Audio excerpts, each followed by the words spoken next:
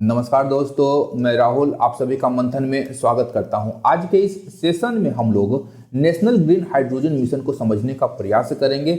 इसी को लेकर के थोड़ा सा हम लोग सेशन को हल्का रखते हुए एक तथ्य समझने का प्रयास करेंगे कि क्या भविष्य में भारत में पानी का उपयोग ईंधन के रूप में हो सकता है, और इसे मैंने जोड़ने का प्रयास किया है नेशनल ग्रीन हाइड्रोजन मिशन से। तो आइए इस प्रश्न के उत्तर को समझते हैं कि आखिर यह कैसे होगा।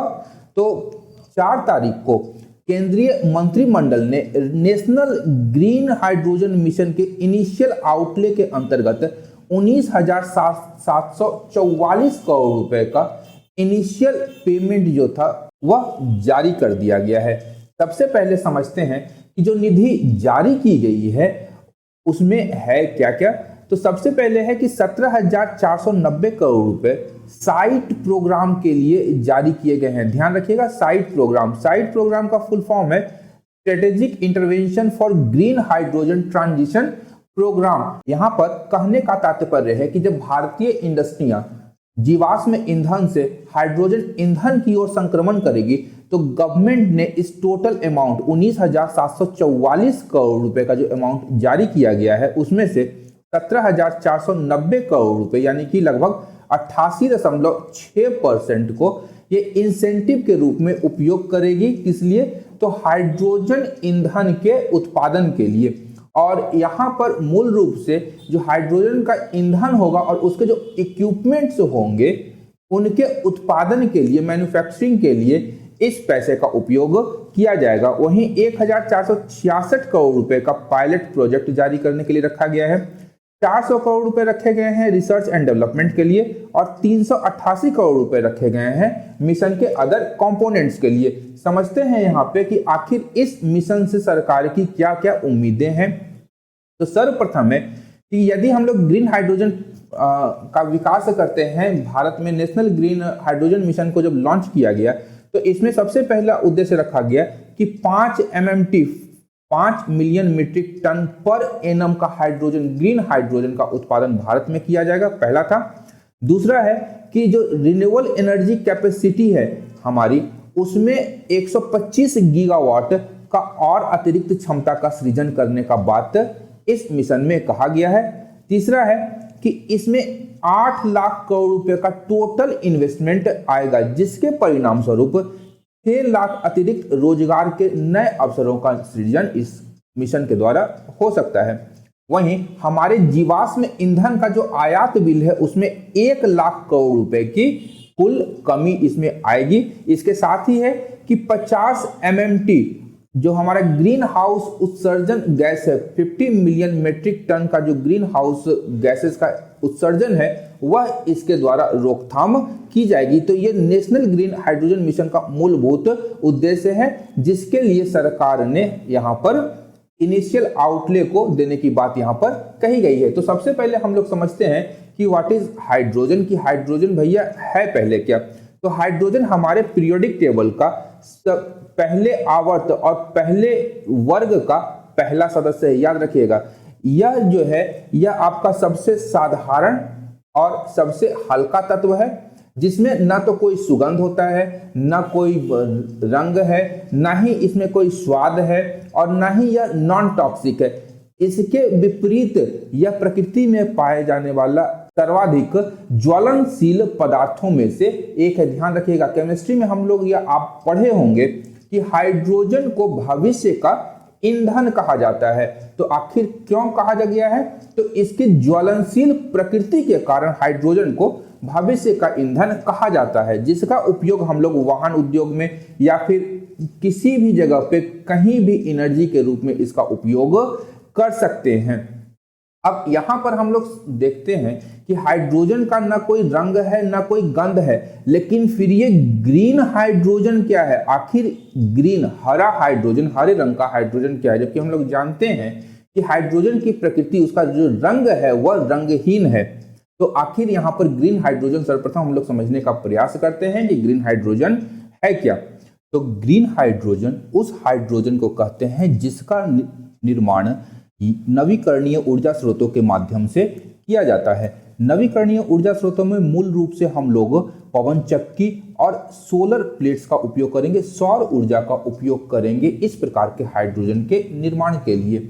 और जब इस हाइड्रोजन का निर्माण होगा तो हम लोग क्या कहेंगे, इसे ग्रीन हाइड्रोजन। इस हाइड्रोजन का निर्माण मूल रूप से जल के द्वारा किया जाता है। तो जल के द्वारा हम लोग कैसे करेंगे, तो यहाँ पर हम लोग इलेक्ट्रोलाइसिस मेथड का उपयोग करते हैं, जिसमें विद्युत धारा का प्रवाह कैथोड और एनोड के माध्यम से किया जाता है, जिसमें कैथोड पर हाइड्रोजन गैस और एनोड पर ऑक्सीजन गैस जमा हो जाती है। जब हम लोग इलेक्ट्रोलाइसिस में नवीकरणीय ऊर्जा स्रोत का उपयोग करते हैं तो वायुमंडल में उसके द्वारा नहीं के बराबर कार्बन एमिशन होगा या किसी भी प्रकार का एमिशन होगा। तो ऊर्जा के उत्पादन के दौरान भी यहाँ पर किसी प्रकार का एमिशन नहीं हो रहा है। वहीं जब हम लोग हाइड्रोजन गैस का उत्पादन कर रहे हैं तो इस समय वायुमंडल में ऑक्सीजन गैस जा रही है और यहाँ पर भी इलेक्ट्रोलाइसिस के दौरान किसी भी प्रकार के उत्सर्जन, कार्बन उत्सर्जन या अन्य किसी प्रकार का हानिकारक उत्सर्जन या ग्रीन हाउस गैसेस का उत्सर्जन यहाँ पर नहीं हो रहा है। तो इस प्रकार से निर्मित हाइड्रोजन को हम लोग ग्रीन हाइड्रोजन कहेंगे, जिसका उपयोग हम लोग ऊर्जा क्षेत्र में करने वाले हैं। अब यहाँ हम लोग देखते हैं कि इस हाइड्रोजन को, जो हाइड्रोजन का उत्पादन हम लोग करते हैं, इसे विभिन्न मेथड्स के द्वारा किया जाता है। तो इन मेथड्स के द्वारा जब हम लोग उत्पादन करेंगे तो उस उत्पादन में होने वाले एमिशंस के आधार पर हम लोग इस हाइड्रोजन को विभिन्न कलर कोड्स के अंतर्गत बांटते हैं और उसी में लास्ट में हम लोग देखते हैं ग्रीन हाइड्रोजन, जिसका उपयोग रिन्यूएबल इलेक्ट्रिसिटी के उत्पादन से होता है। और मेथड्स क्या होता है, इलेक्ट्रोलाइसिस, जिसमें हाइड्रोजन और ऑक्सीजन गैस निकलती है। हाइड्रोजन का उपयोग ईंधन के लिए और ऑक्सीजन का उपयोग हम लोग कहां पर कर लेंगे, वायुमंडल में ये स्वतः ही चला जाएगा। उसी प्रकार यदि हम लोग देखें ब्राउन हाइड्रोजन है या जिसे हम लोग ब्लैक हाइड्रोजन भी कहते हैं, इसका उत्पादन जो है कोयले का उपयोग करके स्टीम रिफॉर्मिंग और गैसिफिकेशन के द्वारा किया जाता है। इसमें आप ध्यान रखिएगा, हाइड्रोजन का उत्पादन तो होता ही है परंतु कार्बन डाइऑक्साइड गैस भी वातावरण में निकलती है। व्हाइट हाइड्रोजन जो है ये प्रकृति में ये पूर्व से ही उपलब्ध होती है हाइड्रोजन के रूप में। ग्रे हाइड्रोजन है, ग्रे, ब्लू और टर्क्वाइज जो हाइड्रोजन है, इसमें नेचुरल गैस का उपयोग किया जाता है। और यहाँ पर भी स्टीम रिफॉर्मिंग और पायरोलाइसिस मेथड का उपयोग करके हम लोग क्या बनाते हैं, हाइड्रोजन बनाते हैं। लेकिन यह भी ग्रीन हाइड्रोजन यहाँ पर नहीं है। यहाँ पर अगर टर्क्वाइजो के रूप में हम लोग देखते हैं तो सॉलिड कार्बन निकलता है, जिसका उपयोग हम लोग टायर उद्योग में भी करते हैं। इसके अतिरिक्त रेड और पर्पल या पिंक हाइड्रोजन के निर्माण के लिए न्यूक्लियर पावर का उपयोग करते हैं। जहां रेड हाइड्रोजन का जो निर्माण है वह कैटालाइटिक स्प्लिटिंग के माध्यम से किया जाता है, वहीं पर्पल या पिंक हाइड्रोजन का निर्माण इलेक्ट्रोलाइसिस मेथड के द्वारा किया जाता है। वहीं येलो जो हमारा हाइड्रोजन है उसमें सोलर पावर का उपयोग करते हैं और इलेक्ट्रोलाइसिस मेथड ही होता है और हाइड्रोजन और ऑक्सीजन गैस उत्पाद के रूप में यहाँ पर निकलते हैं। और ग्रीन हाइड्रोजन में हम लोग रिन्यूएबल एनर्जी या नवीकरणीय ऊर्जा का प्रयोग करके इलेक्ट्रोलाइसिस मेथड का प्रयोग करते हैं और हाइड्रोजन गैस निकलती है। मूल रूप से यहाँ हम लोग देखें तो वही आपका ग्रे हाइड्रोजन में कार्बन डाइऑक्साइड एटमॉस्फेयर में रिलीज होगी, ब्लू में आपका कार्बन डाइऑक्साइड स्टोर अंडरग्राउंड में किया जाएगा और ग्रीन हाइड्रोजन में ऑक्सीजन जो है रिलीज होगी एटमॉस्फेयर में। यहाँ सबसे महत्वपूर्ण चीज है कि ब्लू हाइड्रोजन का जब हम लोग उपयोग करेंगे तो जो कार्बन डाइऑक्साइड गैस निकलेगी उसे हम लोग अंडरग्राउंड पृथ्वी के नीचे दबा दिया जाएगा। जैसे जिस प्रकार से वर्तमान समय में हम लोग प्लास्टिक का उपयोग लैंडफिल में करते हैं, तो कहीं ना कहीं ब्लू हाइड्रोजन के उत्पादन के द्वारा निकलने वाला कार्बन डाइऑक्साइड को हम लोग लैंडफिल के लिए भी कर सकते हैं। हालांकि यह एक मजाक है, इसे ज्यादा सीरियस लेने की आवश्यकता नहीं है। तो आगे बढ़ते हैं कि आखिर अब भारत को ग्रीन हाइड्रोजन के उत्पादन की आखिर क्या आवश्यकता है। तो यहां हम लोग समझेंगे कि आवश्यकता सबसे पहले क्यों है। तो 2015 में हम लोगों को पता है कि पेरिस में COP21 सम्मेलन का आयोजन किया गया था। ध्यान रखिएगा, पेरिस समझौता 2015 में भारत का कमिटमेंट था कि भारत 2005 के स्तर तक 33 से 35% ग्रीन हाउस गैस के उत्सर्जन में कमी करेगा। यहाँ आप देख लीजिएगा कि आखिर पेरिस समझौता था क्या, तो 2% जो हमारा पूर्व औद्योगिक स्तर से तापमान था उससे कम करना था, ग्लोबल वार्मिंग को उससे कम करना था। और भारत का कमिटमेंट यहाँ पर 33 से 35% कम ग्रीन हाउस गैस उत्सर्जन का था, जो कि 2005 के लेवल पर था। इसके बाद आते हैं 2021 में संपन्न हुए आपका United nation climate change conference, जो कि ग्लासगो यूनाइटेड किंगडम में हुआ था।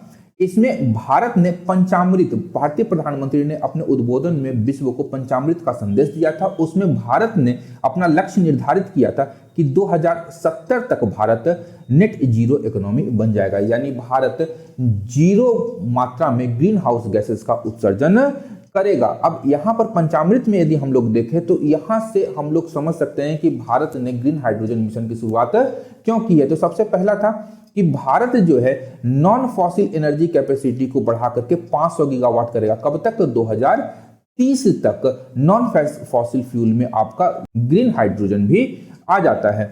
वहीं हम लोग बात करें तो India will meet 50% of its energy requirements from renewable energy by 2030। अब इसी रिन्यूएबल एनर्जी जब हम लोग करेंगे 50% जो हमारा टोटल एनर्जी रिक्वायरमेंट से पूरा किया जाएगा, तो उसमें एक बड़ा भाग जो होगा वह ग्रीन हाइड्रोजन का भी होने वाला है।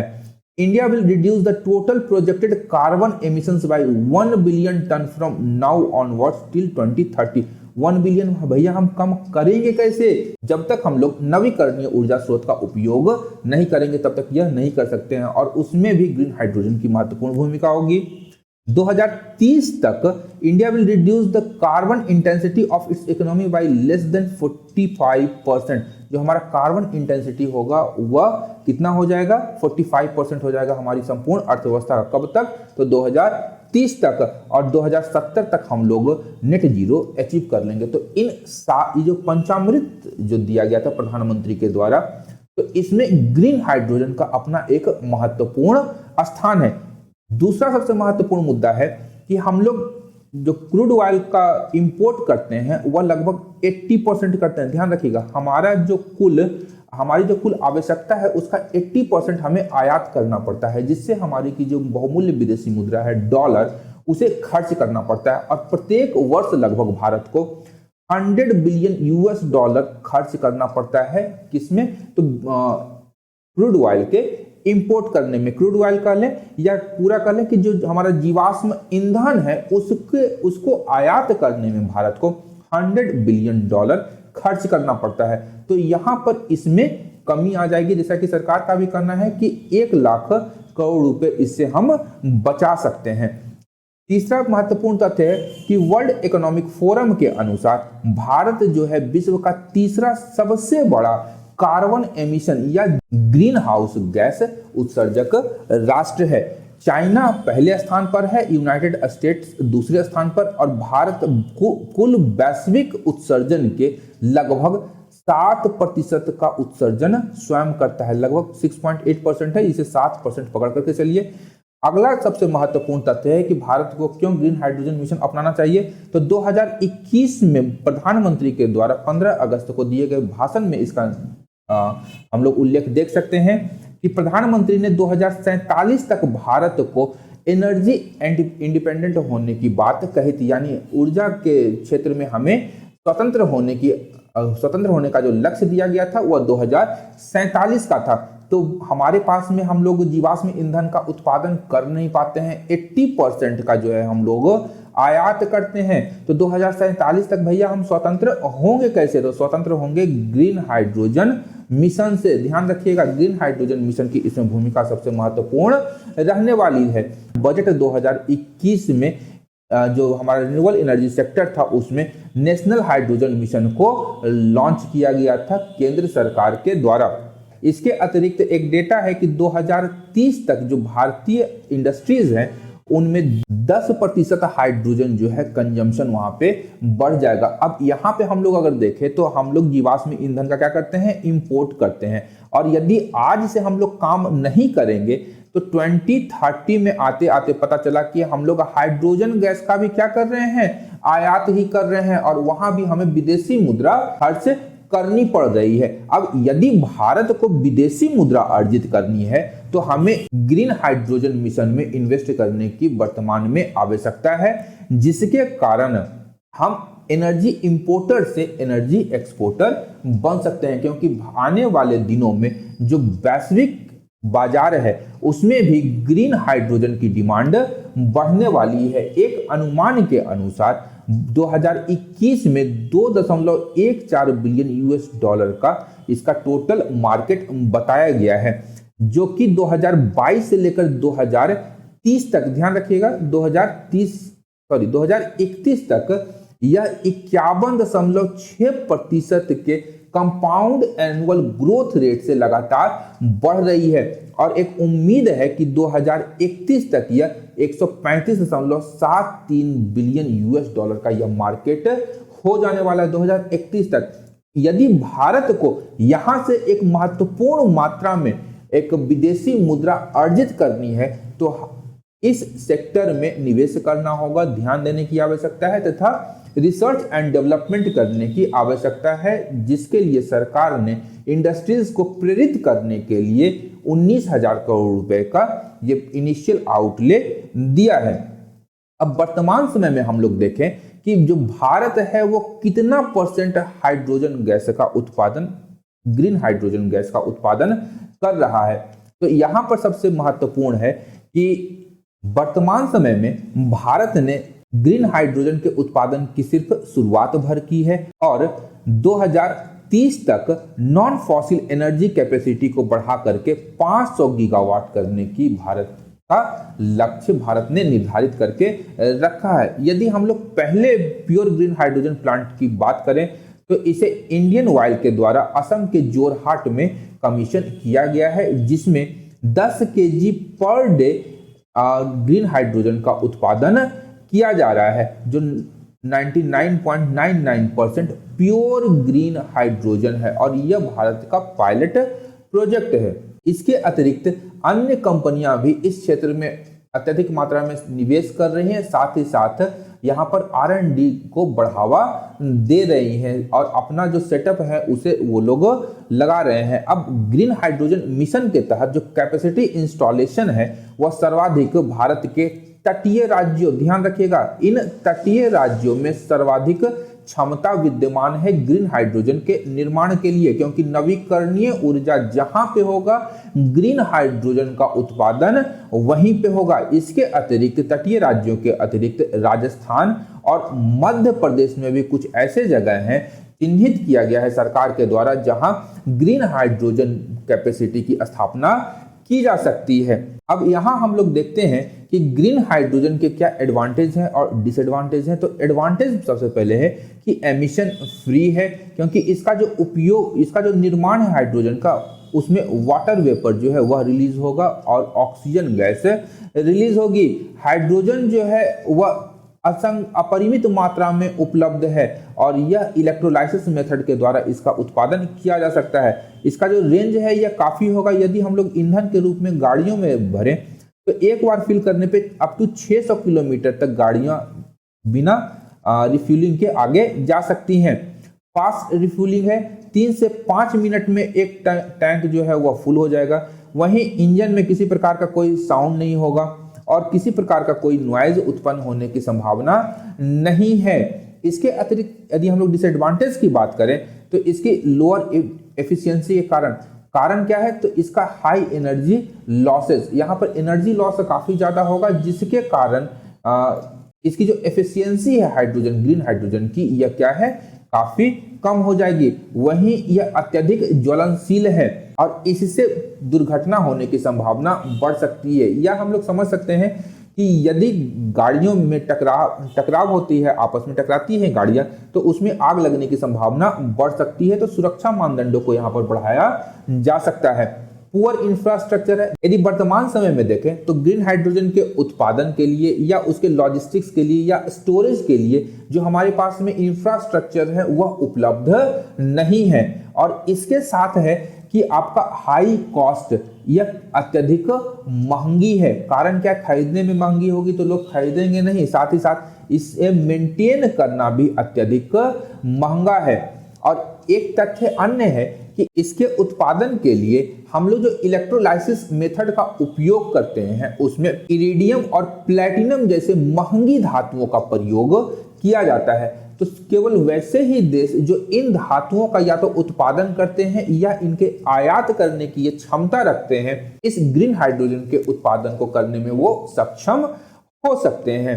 अब यहाँ पर हम लोग नेशनल ग्रीन हाइड्रोजन मिशन के प्रमुख लाभों को देख लेते हैं एक बार। तो सबसे पहले है कि क्रिएशन ऑफ एक्सपोर्ट अपॉर्चुनिटीज, यानी भारत को एक्सपोर्ट अपॉर्चुनिटी का एक मौका मिलने जा रहा है। तो किसका? तो ग्रीन हाइड्रोजन और उसके उप उत्पादों का। यहाँ एक उल्लेखनीय तथ्य है कि इलेक्ट्रोलाइसिस के दौरान हाइड्रोजन गैस निकली जिसका हम लोग उपयोग ईंधन के रूप में कर लिए, ठीक है। अब यहाँ पर ऑक्सीजन गैस भी निकल रही है। यदि इस ऑक्सीजन को भी कैप्चर कर लिया जाए तो न केवल मेडिकल के एरिया में बल्कि इंडस्ट्री के विभिन्न इंडस्ट्रीज में भी हम इस ऑक्सीजन को सप्लाई कर सकते हैं। जैसा हम लोगों ने देखा था कोरोना काल के दौरान जब कोविड फैला था तो ऑक्सीजन की काफी किल्लत महसूस की गई थी।